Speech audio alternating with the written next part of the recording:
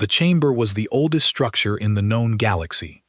It had been built around a dying star, 1,000,000 years before humanity ever looked up at the night sky and wondered what existed beyond the darkness. The first spacefaring civilizations had created it as a symbol of unity, a place where the greatest powers of the galaxy could gather. Now, it had become a courtroom. 12 species sat in a perfect circle upon floating platforms, each one illuminated by the colors and symbols of their home worlds. And every single delegate had already decided the outcome. Before the trial had even begun, Counselor Asha Embe stood alone at the center of the chamber. Her boots rested on the cold crystal floor. Her hands remained calm at her sides, even though her heartbeat was so loud she wondered if the key delegates, with their incredibly sensitive sonar hearing, could detect it. She was 47 years old, born aboard a colony ship traveling between distant stars, raised on stories of Earth, stories of blue oceans, green forests, and the ancient world her ancestors had left behind. For the past 11 years, Asha had dedicated her life to one mission, proving that humanity deserved a place among the stars. But today, she already knew she would lose. The High Arbiter of the Vylori slowly rose from his platform. Sorath K was impossibly tall and thin, his six-fingered hands unfolding with deliberate precision. When he spoke, his voice carried like wind, moving through a vast canyon. The charges against the species known as humanity are as follows. The translation devices embedded throughout the platforms activated, humming softly as his words transformed into hundreds of languages simultaneously. Every species heard the same accusation. Every world understood the same judgment. Asha looked around the chamber. The ancient civilizations, the powerful empires, the beings who had watched countless species rise and fall. They were not here to discover the truth. They were here to decide humanity's fate, Sorath continued. Humanity is accused of violating galactic law, refusing council authority, developing forbidden technologies, and creating a threat beyond the control of any known civilization. The chamber remained silent. Asha took a slow breath, because she knew what they feared. Not humanity's crimes, not humanity's mistakes. They feared what humanity had become, a young species that had risen too quickly. A species that had broken every expectation. A species that had somehow achieved in centuries what others needed millennia to accomplish. And now the galaxy had to decide, was humanity a danger that needed to be stopped? Or the future it was afraid to accept? In violation of the doctrine of natural ascension, the most sacred law of this conclave, the humans did willfully and deliberately intervene in the evolutionary path of a presentient species designated Drowl 7, native to the dying world of Verath Prime. Asha closed her eyes for just a moment, and behind her eyelids she saw them, the Drowlan, with their wide golden eyes and their soft gray fur, and their paws that were just beginning to learn how to grip tools, huddled together on a world whose sun was expanding, and whose oceans were boiling away one valley at a time. She had been on the rescue ship, and she remembered the first Dulon child that had reached up and grabbed her finger, holding on with a strength that made her chest ache. They were going to die, all of them, every last one, and the Galactic Council had known about it for 200 years and had done absolutely nothing because the law said, "You do not interfere." How does the human delegation respond to these charges? Sorath K asked. Asha opened her eyes and looked around the circle, meeting every gaze she could find. The cold blue light of the Veli, the clustered eyes of the Lithara, the dark and unreadable faces of the Kaith. "We saved them," she said, and her voice did not shake. A murmur rippled through the chamber. "We found a species of beautiful, thinking, feeling creatures on a world that was dying, and we had the ships, and we had the technology, and we had the room, and so we saved them," Asha continued, rising just enough to fill the enormous space without shouting. "The doctrine of natural ascension says that no species may interfere with the evolutionary path of another. And I understand why that law exists. I truly do. It exists to prevent exploitation, to prevent empire building, to prevent the strong from reshaping the weak in their own image. She paused and took one step forward, but the Dalen were not going to evolve because the Dulcan were going to be dead. Every single one of them burned alive on a world they did not have the technology to escape. And you all knew it. Every species in this chamber received the survey data 2 centuries ago. And not one of you lifted a finger. The silence that followed was so deep, it felt like the vacuum of space had crept into the room. We could not watch them die, Asha said, and now her voice was quiet, almost soft, the kind of quiet that cuts deeper than any scream. We are human, and we could not watch them die and do nothing. And if that is a crime, then I do not know what kind of galaxy this is. Sorath K stared at her for a long time, his ancient eyes unblinking, and then he turned to the circle. The council will vote. It took less than 3 minutes, and every vote was the same. Banishment. Asha stood perfectly still as the sentence was read aloud. As the details were laid out in that calm and terrible voice, humanity would be stripped of all star charts, all jump gate access would be severed, all trade agreements dissolved, and a boundary veil would be erected around a remote arm of the galaxy containing roughly 4,000 star systems, and humanity would be sealed inside with no way out and no way to call for help.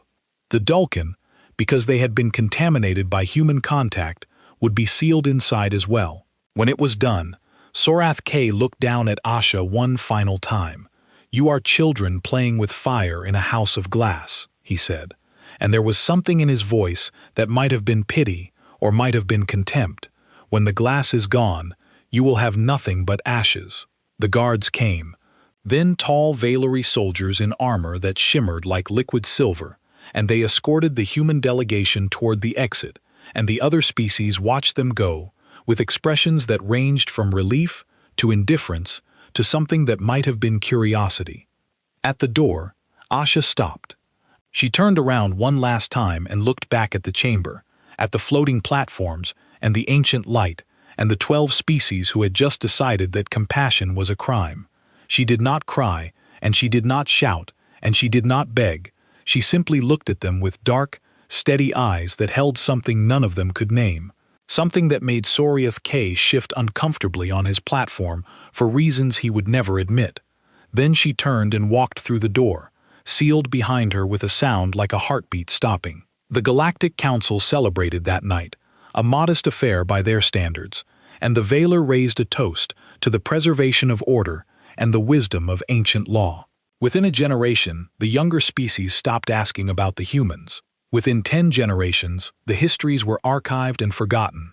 Within 1,000 years, humanity was nothing more than a half-remembered cautionary tale, the foolish young species that had broken the oldest law and paid the price.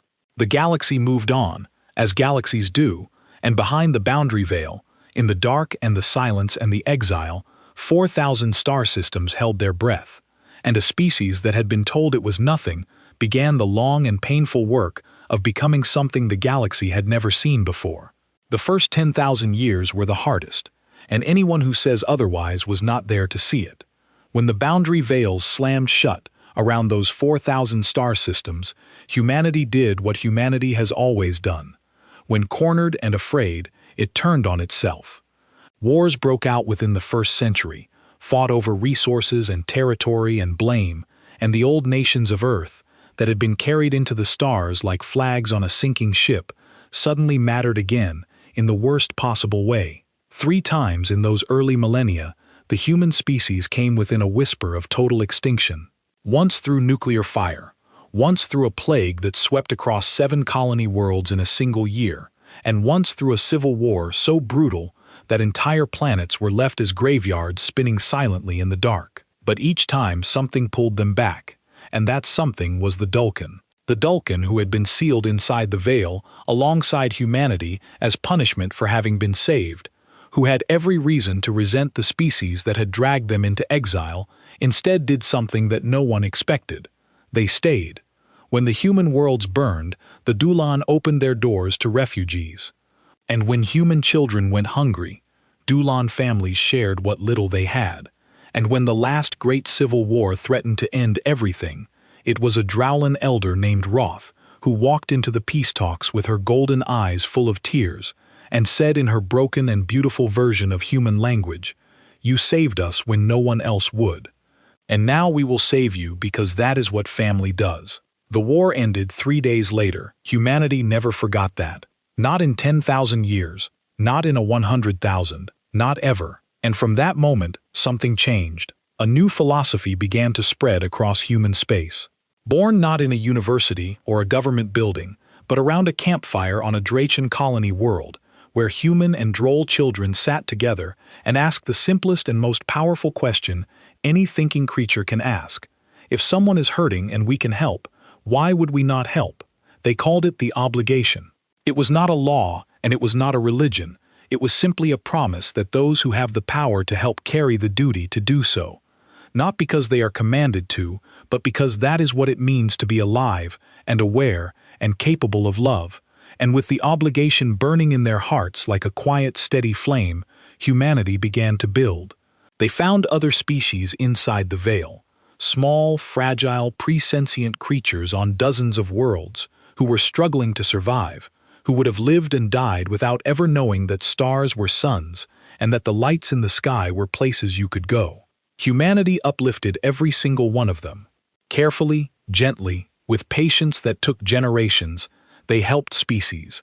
After species find their way to awareness and language and science, never forcing, never conquering, always asking, always teaching, always stepping back when the new species was ready to walk on its own. Within a 100,000 years, the space inside the boundary veil was home to 47 spacefaring civilizations. All of them, bound together not by conquest or trade agreements, but by gratitude and shared purpose. They called themselves the Kindred Accord. And then the real transformation began. Human scientists working alongside droll physicists and engineers from a dozen other uplifted species began to push the boundaries of what was possible. And they pushed hard. They cracked dimensional folding in year 142,000, which meant they could step between layers of reality the way a person steps between rooms in a house. They harnessed zero-point energy from the quantum foam of space-time itself in year 2300, which meant they would never run out of power, not if every star in the veil went dark at once. They developed post-biological consciousness in year 310,000, which meant that any being who chose to could transfer their mind into a form that would never age and never die. Though many humans chose to remain in their original bodies because they believed that flesh and bone and heartbeats were not limitations but gifts, they seeded dead worlds with engineered ecosystems in year 450,000, turning barren rocks into gardens that bloomed with life designed to be beautiful for no reason other than that beauty matters. And by year 500,000, human technology had become something that the Galactic Council would not have been able to understand, even if they had been watching, because it was no longer technology in any way the Council would recognize. It was woven into the fabric of reality itself, as natural as gravity, as invisible as air. But here is the part that mattered most. At any point during those times, they had the ability to choose what kind of future they wanted. And they chose to make it one where every single being would have a place, where power did not come from domination, but from shared existence, and where beauty and life flourished in every decision. That is the heart of what they became. 800,000 years, humanity could have torn down the boundary veil and walked out. They had the power to do it by year 150,000 at the latest. And some argued fiercely that they should, that the Council deserved to see what its cruelty had created, that justice demanded a reckoning. The debate lasted centuries. In the end, they chose to wait, not because they were afraid, and not because they had forgiven, but because they understood something that the Council never had. That power without wisdom is just violence with better tools, and that if they returned as conquerors, they would prove every terrible thing the Council had ever believed about them. So they waited, and they watched, because the veil kept things out, but it did not keep human eyes from looking through. And for hundreds of thousands of years, they observed the galaxy beyond their prison and saw exactly what they expected to see: stagnation, decay, the slow rot of civilizations that had chosen comfort over growth and law over compassion. And then in years 799,000, they saw something else. They saw the hollowing. It started at the edge of the galaxy, in the places no one important lived, and it moved slowly at first. A star here, a system there, simply ceasing to exist, leaving behind nothing, not even empty space, just a wrongness where something used to be. Humanity studied it from behind the veil and understood what it was within a decade. Because they had been exploring the deeper dimensions of reality for 500,000 years, and they recognized the signature. The hollowing was not an invasion, it was a collapse. The underlying structure of local space-time was unraveling, and once it started, it would not stop until there was nothing left. They knew how to fix it. They had known for 200,000 years, and now, finally, after 800,000 years of exile and patience and quiet, steady growth in the dark, there was a reason to open the door.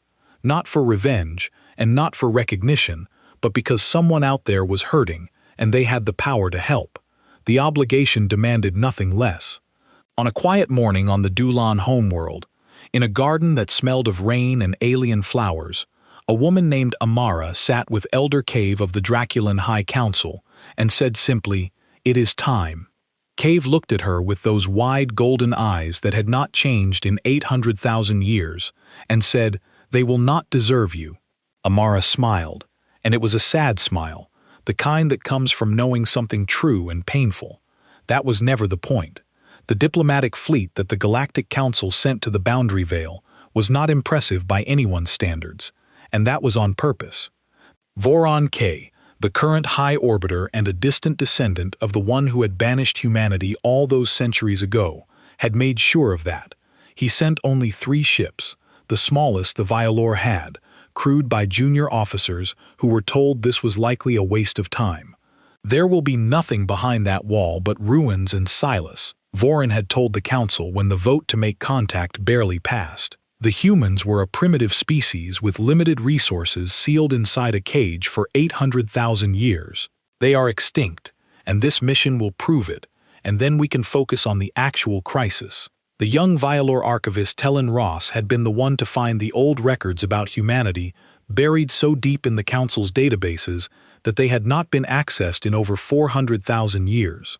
And she had been the one to stand before the full Council and argue that the humans might still be alive and might be able to help with the hollowing.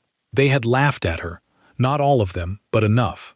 And Voron K had looked at her with those pale ancient eyes and said, "You are young and you are frightened, and fear makes fools of us all." But the hollowing had taken 3 more star systems that week, and the Council's greatest scientist still could not even explain what it was, let alone stop it. So the vote passed by the thinnest margin in Council history, and the 3 little ships were sent on their way. The journey to the Boundary Veil took 11 days through jump gates, and Commander Seraph, who led the tiny fleet, spent most of that time writing letters to her family that she saved but never sent, because she had a feeling in her stomach that she could not name and did not like. When they arrived at the coordinates where the Boundary Veil was supposed to be, Commander Sarah stood on her bridge and stared at the view screen and felt the floor tilt under her feet. Even though the ship's gravity was perfectly stable, the veil was gone. In its place, floating in the gentle light of a nearby star, was a single structure, small enough to fit inside the commander's ship, shaped like a seed and glowing with a warmth that made every crew member who looked at it feel inexplicably like they were coming home after a long journey. Sarah's science officer ran every scan they had, and the results made no sense. The structure appeared to be made of nothing, or perhaps everything, and it was radiating an energy signature that did not match any known technology in the Council's databases. "Commander," the communications officer said, in a voice that was very carefully not shaking. "We are being hailed on screen," Sarah said. The face that appeared was not what any of them expected.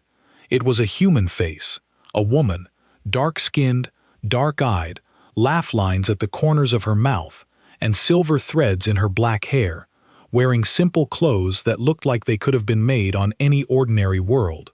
And she was smiling the way a person smiles when a friend arrives late to dinner. "Hello," the woman said. "My name is Amara, and I represent the Kindred Accord. We have been expecting you, And I have to say, it took you a bit longer than we thought." Commander Sarah opened her mouth and closed it again. You are human," she managed. "Very much so," Amara said, and her smile widened.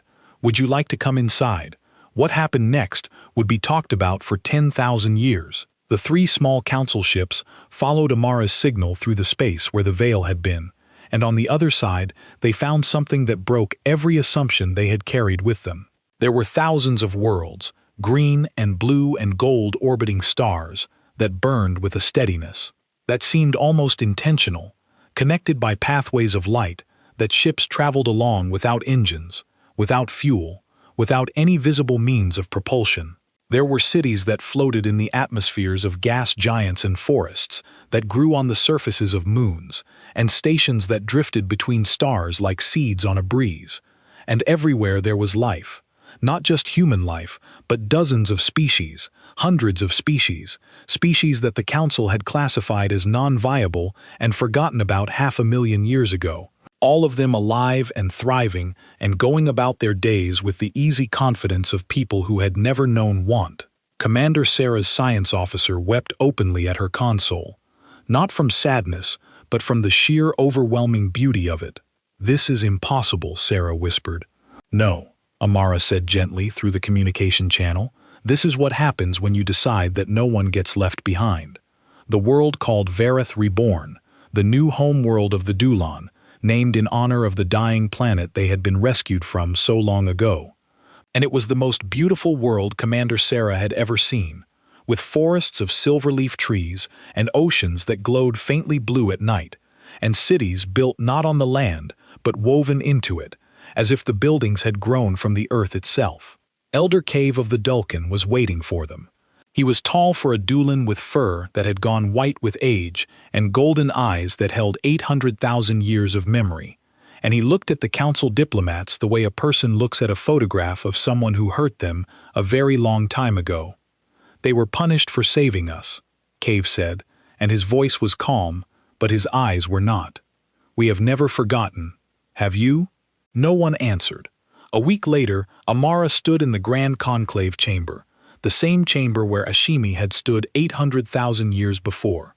Species, or what remained of them, stared down at her from their floating platforms, with expressions that ranged from shock to terror to something that might have been the very first stirring of hope they had felt in centuries. Varun K sat on the highest platform, and his face was a mask, but his hands were gripping the armrests of his chair so tightly that his knuckles had gone white. Amara did not make a speech. She did not demand an apology, and she did not list humanity's accomplishments, and she did not throw the Council's cruelty back in their faces. Instead, she held up a small device no larger than her palm, and she said, "This contains a complete analysis of the phenomenon you call the hollowing. What it is, what causes it, and how to stop it. We solved this problem 200,000 years ago, and we are giving it to you freely, with no conditions." She placed the device on the floor of the chamber and stepped back. The silence lasted so long that the environmental systems began to hum louder, filling the void where words should have been. "Why?" Voron K finally said, and the word cracked in the middle like thin ice. Amara looked up at him, and her expression was not angry, and not smug, and not pitying. It was simply kind. The way a person is kind when they have carried a hurt for so long that it has turned into something gentler. "You locked us away because we could not watch others suffer and do nothing," she said. "Did you really think that would change?" Voron K said nothing. Around the chamber, on platform after platform, the representatives of the galaxy's oldest civilizations sat in their ancient seats and felt something they had not felt in 800,000 years. The work of stopping the hollowing began within days, and it was nothing like what the Council expected. They had imagined massive warships, perhaps, or planet-sized machines that would push back the darkness with raw power, because that was how the Council had always solved its problems, with force, with scale, with the blunt application of overwhelming strength. Instead, the humans sent small teams, groups of 3 or 4, sometimes 5, arriving on Council worlds with nothing but the clothes on their backs and devices so small they fit in a pocket. and they would sit down with the local scientists and engineers and begin to explain slowly and patiently concepts that made the finest minds in the galaxy feel like children learning to count. Think of space-time not as a fabric, but as a song. A human engineer named Davi told a room full of Cath physicists on the third day, "Drawing diagrams in the air with light that came from his fingertips is not tearing the fabric. It is a place where the song has forgotten its own melody, and what we need to do is remind it." The key physicists stared at him. "That is not physics." One of them said, "It was not physics 500,000 years ago," Davi said with a warm grin. "Now it is." And the thing that shook the council species to their core was not the technology. It was the way the humans behaved. They were kind. Not kind in the distant formal way of the Vori, who were polite the way a wall is smooth, but kind in a way that felt personal and real and warm. The way a neighbor is kind when they bring food to your door without being asked. Human engineers stayed up through the night cycle, helping council scientists understand principles that humanity had mastered hundreds of thousands of years ago. And they never once made anyone feel stupid for not understanding. And they never once reminded anyone that the species asking for help was the same species that had locked them in a cage. It was this kindness more than anything that terrified Voron K. He sat in his chambers in the weeks after Amara's appearance and felt something growing inside him that was worse than fear. It was irrelevance, and he knew it, and he could not stop it from eating him alive. If the humans saved the galaxy, then everything the council had stood for was finished. The hierarchy, the ancient laws, the idea that the elder species knew best and had the right to decide who mattered and who did not. Everything his ancestor Sorath K had built would be dust, and so Voron began to gather allies in the shadows. There were others who felt as he did, representatives of species who had held power for so long that they could not imagine a universe where they did not. And they met in secret chambers and spoke in encrypted channels and told themselves that what they were doing was necessary, that the humans were a threat. No species could be this generous without hiding something dark underneath. No one gives without wanting something in return, Voron told his coalition. The humans are patient. I will grant them that, but patience is just the long road to conquest, and we will not be ruled by the species we threw away. They devised a plan. The humans had placed stabilization arrays at key points across the galaxy, small devices that reinforced the structure of space-time in the areas most vulnerable to the hollowing. And each array protected an entire star system, sometimes more. Voron's coalition identified a critical array in the Tessara system, home to a gas giant orbited by 12 moons, 6 of which were inhabited by nearly 2 billion members of the Lithara species. They planted a disruption code in the array support systems designed to look like a natural malfunction, and they waited. Meanwhile, Tellen Rose was spending her evenings in a garden on a kindred, a Cord world, sitting across from Amara and asking questions that she had carried for years. "Were you angry?" Tellen asked one night, with the alien stars burning above them and the scent of flowers she had no name for filling the air. "When you were first banished, were you angry at us?" Amara was quiet for a long time. "We were furious," she said, and there was no attempt to hide it. "For thousands of years, we were so angry that it nearly destroyed us. There were generations who taught their children nothing but hatred for the Council, who built their entire identities around the injustice that had been done to them." She paused and looked at her hands. "But anger is a fire, Tellen, and fire does not care what it burns. We watched it consume families and communities and entire worlds, and eventually we had to make a choice. We could be the species that was wronged, or we could be the species that was right, and we could not be both." "Choose?" Tellen asked. Amara smiled, and it was the saddest smile Tellen had ever seen. "We almost did not. The debate lasted centuries, and there were times when the ones who wanted vengeance nearly won, and if they had, I think we would have torn down the veil and come for the Council with everything we had, and we would have won, and we would have become exactly the monsters you were afraid of. What changed?" "The Den," Amara said simply. "They reminded us who we were.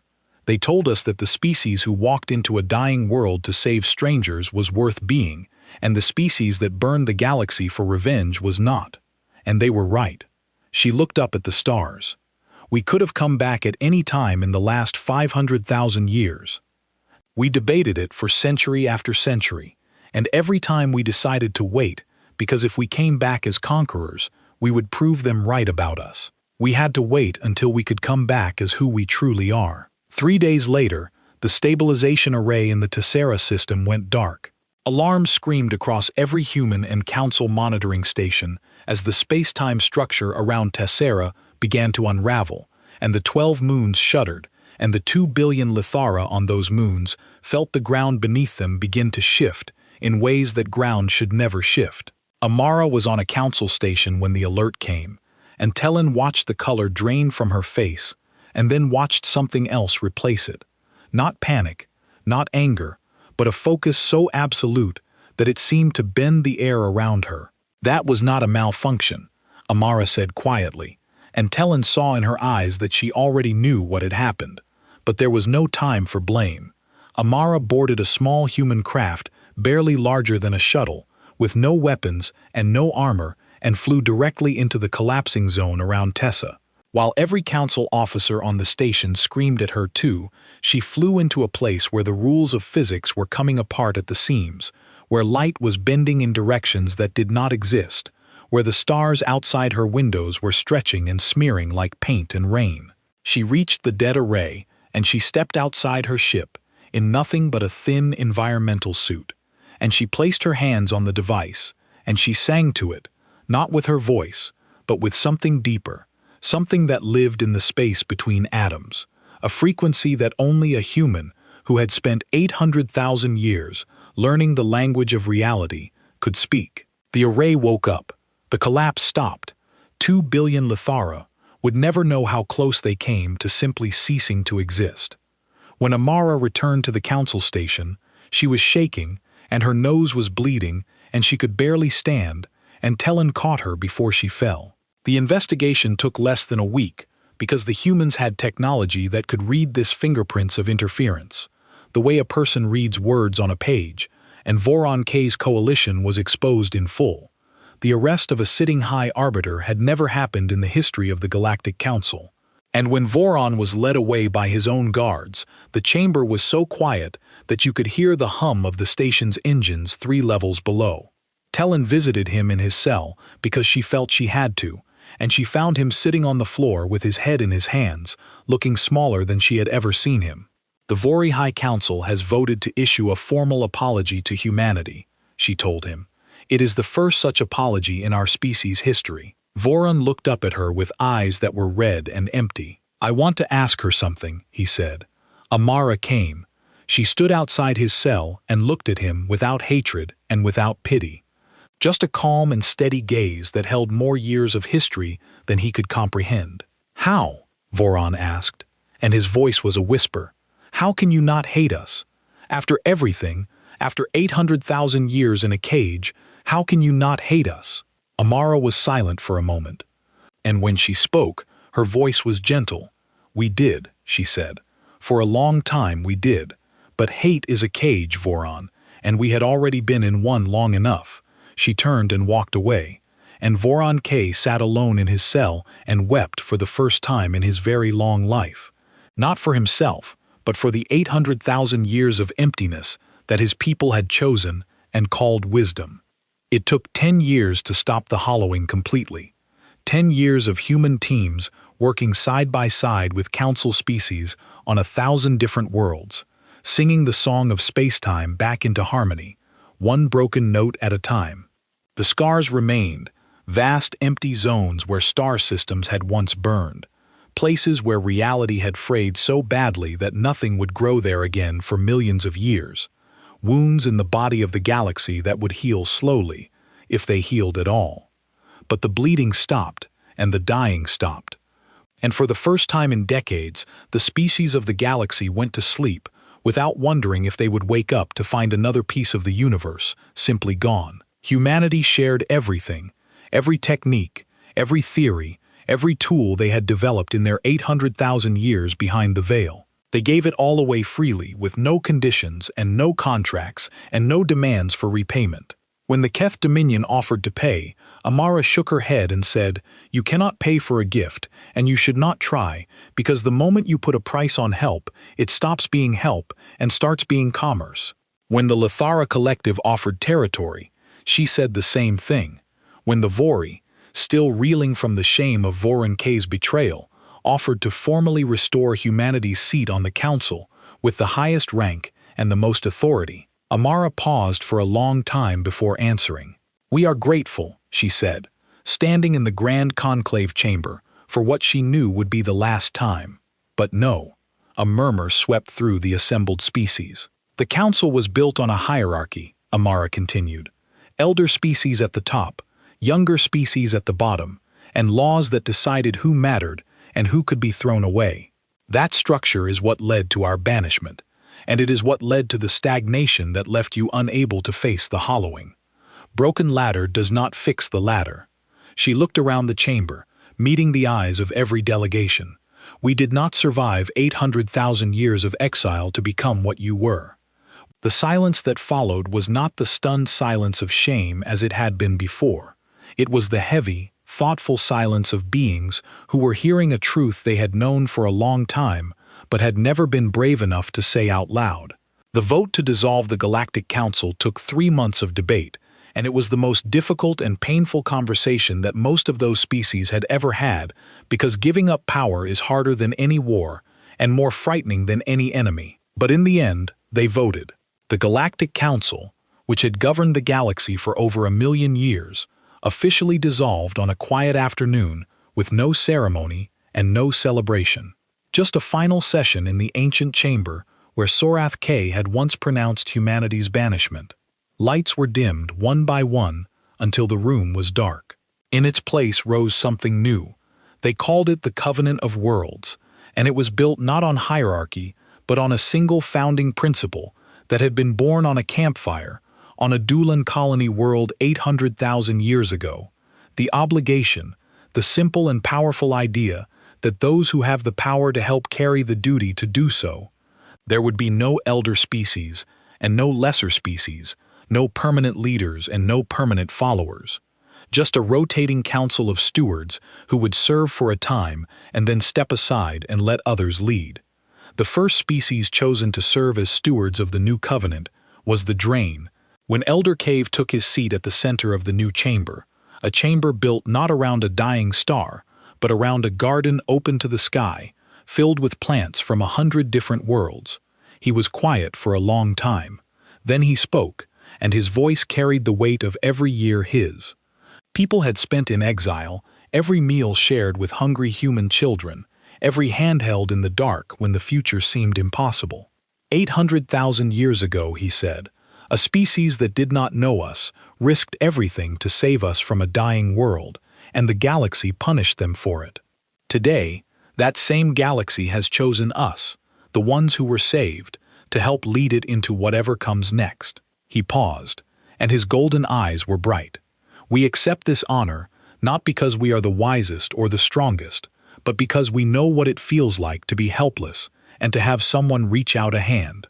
And we will never, as long as we draw breath, forget that feeling. The applause that followed was unlike anything the galaxy had heard. Not the polite acknowledgement of the old council, but something raw and real. The sound of 1,000 species who had been afraid for a very long time, finally allowing themselves to believe that things could be different. That followed, Amara stepped back from the public eye, as did most of the human delegation, and this confused the galaxy's journalists and historians, who had expected humanity to claim the spotlight it had so thoroughly earned. They found Amara on a small green moon in the former Veil space, sitting in the same garden where she had told KV it was time to open the door, reading a book made of actual paper with actual ink which the galaxy's media found charmingly primitive. "Do you not want to be remembered?" a Veori journalist asked her. "I want to be unnecessary," Amara said without looking up.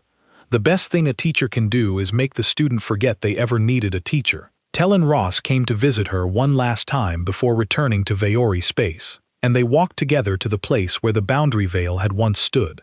Empty now, Just open space and stars with no marker and no memorial, just the quiet dark between worlds. There for a long time without speaking. Do you think they will remember? Tellen asked. 1,000,000 years from now, will they remember what happened here? Amara looked out at the stars, and her face was calm and thoughtful, and a little bit tired.